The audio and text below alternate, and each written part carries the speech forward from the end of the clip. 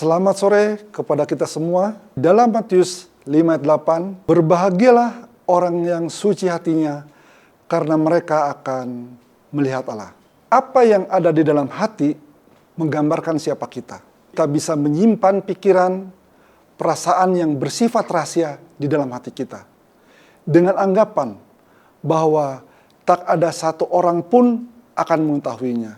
Walaupun isi hati dan pikiran kita tersembunyi dari orang lain, kita tidak bisa menyembunyikannya dari Tuhan.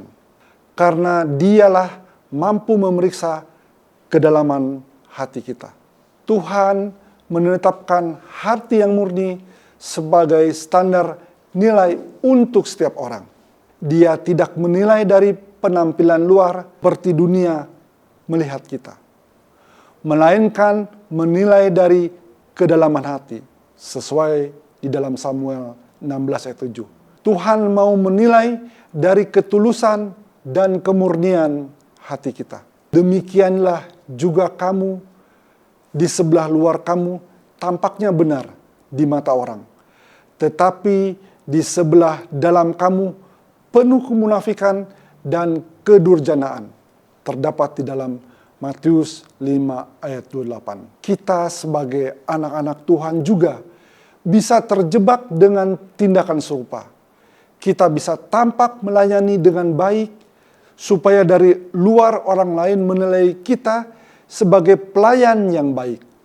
Padahal sebenarnya jauh di dalam kedalaman hati kita, kita justru menyimpang motivasi yang salah. Seperti hanya ingin dipuji, dilihat, dihormati, dianggap sebagai orang Kristen yang penuh teladan. Tuhan mengingatkan kita untuk menjaga hati, karena itulah yang menentukan kemurnian hidup kita.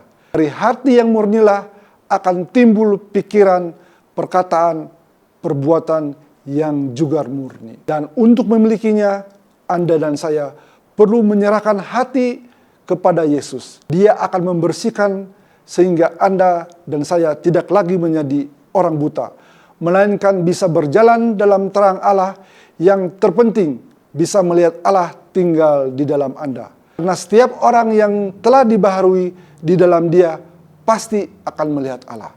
Setelah dimurnikan, Anda perlu menjaganya supaya tidak lagi tercemar dengan pikiran-pikiran yang sia-sia dan bodoh. Bagaimana Rasul Paulus mengingatkan dalam Efesus 4 ayat 17-18, supaya kita jangan hidup lagi sama seperti orang-orang yang tidak mengenal Allah dengan pemikiran yang sia-sia, pengertiannya yang gelap, jauh dari hidup persekutuan dengan Allah, karena kebodohan yang ada di dalam mereka dan karena kedegilan hati mereka. Walaupun kita tidak bisa menjadi manusia yang sempurna dalam segala tindakan, tapi kita bisa memiliki hati yang murni dengan selalu menyenangkan Tuhan. Hari ini, saudara dan saya ambil sejenak waktu untuk berlutut di hadapan Tuhan. Mintalah kepada Tuhan supaya hati Anda kembali dimurnikan, dibentuk menjadi hati seorang hamba.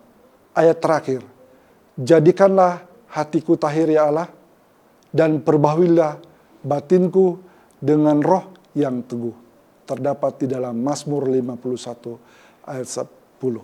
Terima kasih saudara-saudara, selamat menjelang hari Sabat.